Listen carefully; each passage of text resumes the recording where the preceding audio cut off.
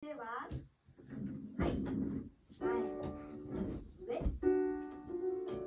前、上に、足を踏み出しながら。Hello mga kananays! Ohayo gozaimasu! Ang ganda nga ng gising ng ka-roommate ko. At eto nga, nakapag-morning exercise pa. May pasok nga kami nung araw na to at medyo napaaga nga yung gising niya. Dahil medyo maaga nga siyang nagising, nakapaglinis pa nga ako ng kwarto. Bago ko nga siyang simulan maihanda para makapasok sa childcare. Habang nagliligpit nga ako ng kinainan namin sa baba, kanina pa nga siya dito, nagbi-video ng sarili niya. Pizza, cake, and donuts, and candy, and Nutella, and pudding. Ne mama, video yattaru yo. Bago nga kami umalis, inutusan ko nga muna siya maghulog ng sulat. Dahil mag-grade 1 na nga si Yulia at tinuturuan na nga din sila ng pagtawid sa daan, pinapractice na nga din namin dito pag tumatawid kami. Dito nga sa Japan, tinuturo nga sa kanila na kapag tumawid sila, itaas nga ang kamay. Para ma-emphasize nga na tatawid sila at para makita din sila na nagdadrive. Pagkahatid ko nga kay Yulia sa childcare, diretso na din ako dito sa trabaho. Ang ganda nga ng sikat ng araw kaninang nang umalis kami at ngayon naman ay umuulan. At eto nga yung nakatoka sa akin ngayon, ang pagtangaran ng mga tuyong dahon. Model na naman nga tayo ulit sa video na to. Alam nyo ba, nakailang tumba na din ako sa gamit na to, pero slay pa din tayo, hawak agad sa tubo. Charot. Sa 3 taon ko nga dito sa tomato farm, nandito pa nga din ang kaba sa paggamit ko ng gamit na to. Pero sa 3 taon ko dito, alam ko na din ang teknik sa paggamit nito. Pag uwi nga namin, dumating na yung parcel ko. Dahil mas excited pa nga daw yung roommate ko, siya na daw yung magbubukas. Kunyari excited yan, pero pag wala ang video, inggit na inggit nga yan pag may parcel akong dumadating. Minsan nga, sinasabay ko ng orderin yung sa kanya at yung sa akin para hindi na siya mainggit. Kinabukasan nga, Sabado at wala kaming pasok. Kahapon nga pumunta nga kami ng convenience store bago kami umuwi.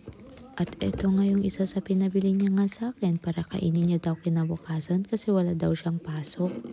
Excited nga kami sa pagbukas ng leche flan na to, kaya lang failed nga yung pagbukas namin. Bukas na nga yung parang butas niya sa ilalim, kaya biglang ang natanggal ang leche flan. Missy? Maya-maya nga nagyaya siyang lumabas. At kahit ayaw ko namang lumabas, no choice naman ako. At dahil nasa labas na nga din kami, naglakad-lakad na nga din kami para exercise na din. At medyo malayo nga din ang nilakad namin kasi may hinahanap nga daw siya na parang buto. At may ilong nga din kaming nadaanan na konti nga lang ang dumadaloy na tubig. Ngayon taon nga hindi sapat ang tubig na dumadaloy sa mga palayan. Ang ganda nga ng mga ilog dito kasi pag maraming tubig sobrang linaw. Kitang-kita mo nga sa ilalim ang mga isdang lumalangoy.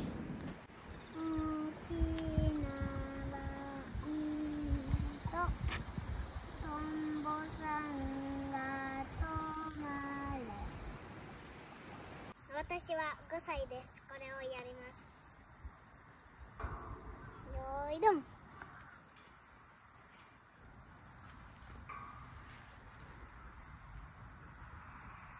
ねまあすごい。あいった。ねママ。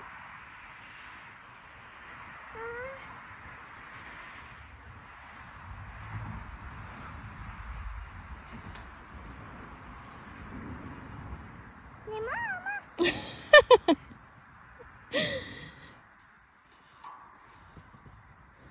Kawaii no kao da. ねママ押して。なんかfireman みたい。Fireman? そうじゃない？消防車で下に出て。そうじゃない？消防車になるから今度ユリア。ね。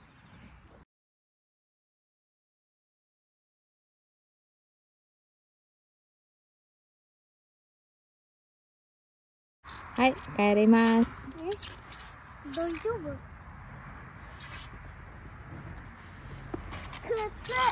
靴か。はい。